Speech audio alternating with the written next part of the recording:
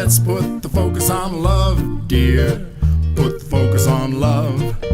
I'll be your bundle of boy joy and help to put the focus on love. Ladies and gentlemen, thank you for tuning in to this interview with Luehrman, Shaffer Check about their brand new CD, 12-piece trio, which is available on CD Baby for download, or you can get the CD, the hard copy, so to speak, at their live shows. But it's just a great bit of work, gentlemen. Thank you. Or, let me rephrase that. It's quite a bit of work. If you were to think about how much you're paying per song, it works out. It's only pennies a day, ladies and gentlemen. I think Tony's going to deliver a studio bill someday. Yeah. I'm going to have to mortgage our home. No, it was a labor of love, and it was fun. Oh, yeah. Well, as someone who's enjoyed your live shows, who's enjoyed knowing you and hearing you all this time, it's been worth the wait. And Thank you. I appreciate your good work. And the song we're going to talk about next is, again, going back to that urban place.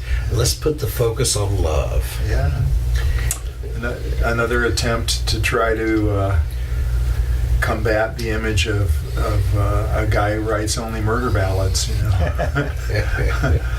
it has a lot of those. It has that non-repeating, intro that doesn't repeat, which is common to some of the 20s and 30s musicals.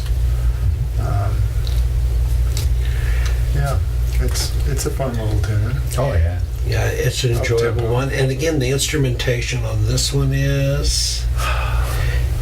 Rhythm guitar, string bass, and your jazz guitar. And mandolin. Oh, Oh, that's right. The electric mandolin. Yes, Mandolin. which Bob Wills once called the smartest little instrument in the world. Yeah. But it's again just a great tune. And speaking of Bob Wills, this next song has a bit of that feel to it, to me. Yeah, it's kind of a western swing. Pretty Palomino. It's kin to the song from the Monkey Grip album that's part of the Summer Live album, Ain't No Cows in Cowtown. But the Pretty Palomino is, when I was a kid growing up, my favorite TV show was Roy Rogers. He had a Palomino named Trigger. But this song, that's it's a mare, the Palomino, and it's just kind of a fun little tongue-in-cheek song. oh, yeah. Well, and I certainly enjoy it, and it certainly evoked that memory of the westerns in the 50s. And of the Sons of the Pioneers when you listen to the Nick Luehrman singers on there. Yes. Tell us about that. Well, I was doing harmonies, and we just kept rolling. Tony kept recording them, and then I thought at the time, well, we probably pick one or two of these out and use them, and then we ended up using, I don't know how many there are, 7 or 8. Gosh. Oh, more than that. Yeah. The Sons of the Pioneers, plus the Chuck Wagon Gang, plus... But it has some of that call and response like they used in some of the big bands and the big string bands. The Bob Wills had, where the lead singers countered by like a group singing. That was a lot of fun. John helped me out with some of those. Pretty Palomino. Like an echo. It's the only song on the album with lap steel on it. No, it's not. Actually, it's not. It's the only song with legitimate lap steel. Yeah, I'm walking as It has a the slide guitar. So. 6-string country tuning on that song.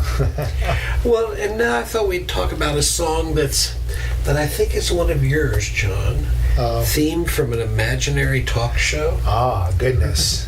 Yes, well, this is just a little piece that I put together. My idea was to have it be a feature for a trombone quartet plus rhythm section. We had one of our friends join us for this on the drums. Mike Sikelski did a wonderful job.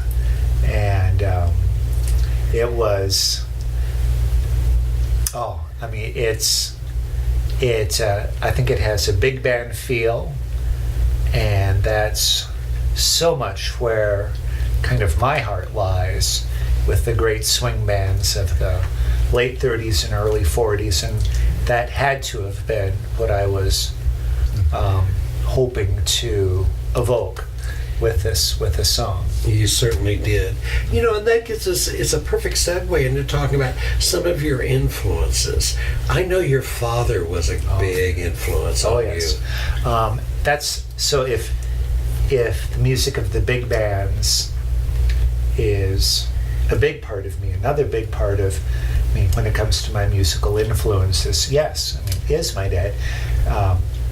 Polka. And he had for 60 years his own polka band, and I played in his polka band for about 10 years, but played polka music with him for altogether probably 30 years or so. And that lively, stimulating polka beat is just in my blood. And those are, I think, my two big influences. Careful, we have to hold him down so he doesn't polka off of the chair here. Well, now on the live CD, isn't there one where you do a vocal on? Oh goodness! On the live CD, there's "No Beer on Sunday," which is a fun one to sing, and that's one that also the audience joins. Yeah, audience joins in. Well, and for those of you who might not know about the restriction of those sales, there was called the Blue Laws, where you could not sell alcohol on Sunday. Yes. Hard to believe. Exactly. When I was those kids today, back in the 90s, when I was in graduate school in Connecticut, the Blue Laws were still in force. Mm-hmm. They never bothered me that you couldn't sell alcohol on Sundays. It bothered me that you couldn't buy alcohol on Sundays. Gotcha. Well, Tony, tell us about some of your influences. I know the list can be very extensive, but the Reader's Digest version. Yeah. Well, incidentally, John's father was a great influence that I met at the wrong time in life. Because he was a professor of psychology, and he was the most human professor of psychology I think I ever met in my life.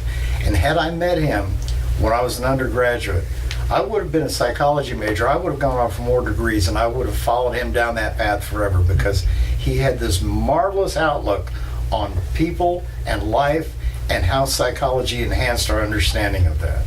And that's the only place I ever saw that to that degree, but I had a great deal of respect for him and enjoyed talking to him, having dinners with him, and drinking beer with him, talking music. And but I find myself influenced by people like that more perhaps than particular styles. I listen to the styles, I absorb the styles, I steal everything I can from everybody I can. But to me, music is about making people happy, giving them a chance to celebrate, to enjoy life for a bit, maybe forget about their problems. But it's all about the people. And to me, the biggest influences on my music have been the people I've known, the people I play for, the faces I look at who are listening to what we play and responding to that, trying to play something to get that person to smile, get that person to tap the foot. And I think that the musical influences are there, but it's that connection in music that keeps me going more than anything, that inspires me more than anything. Well, we mentioned some of your jazz influences. Have there been other players that have influenced you? That you tried to emulate or steal from? Oh, all of them. If you steal from one guy, that's plagiarism. If you steal from everybody, that's research. I did a lot of research on everybody I could find. And I would, when I started out as a player, genres didn't mean the same thing. That meant the gig. It didn't mean the players. I would be playing a blues gig one night, a country gig the next night, a rock gig the next night, and nobody differentiated. You might put on a different hat for a different gig, but that was about it. You might pick up a different guitar, but it was all about the people. It was all about the music. It was all about the connection. My favorite guitar players, Roy Clark, Howard Roberts, Herb Ellis, Eric Clapton, George Harrison, on and on and on. And it wasn't just guitar players, it was other people too on other instruments. Herbie Mann on flute just knocked my socks off. Piano players, horn players, whoever I was listening to, I'd find something in their music that moved me that I could steal and use it to move people. Wonderful. Well, how about you, Mick? I have a lot of the same influences that Tony mentioned. And Tony was one of my influences too. I admired his playing for I'm older than I look. Many years. We're pretty close in age, but I was kind of a late starter on learning to play the guitar. I didn't really really get much going on it until I was about 19 or so, and I would say my all-time number one favorite guitarist and a guy who I've tried to emulate at times, one time or another, is Ry Cooder. And I like the eclecticness of Ry Cooder and the different styles and different adventures that he's gone off on to try to, whether it's jazz or whether it's old-time country or... Well, I see him almost as a musical archaeologist in that he uncovers all these magnificent songs that we've never heard of, regardless of genre. Yeah. You know, as you said, jazz, country, blues, Tex-Mex. Had a great CD called Chicken Skin Music. Right. But we're talking about Ry Cooder and not Luehrman, Shaffer. Sorry about that. No, that's fine. That's it for this segment of the interview with Luehrman, Shaffer, and Check. Please check out their YouTube channel, Luehrman, Shaffer, and Check, for more videos about this great CD, 12-piece trio.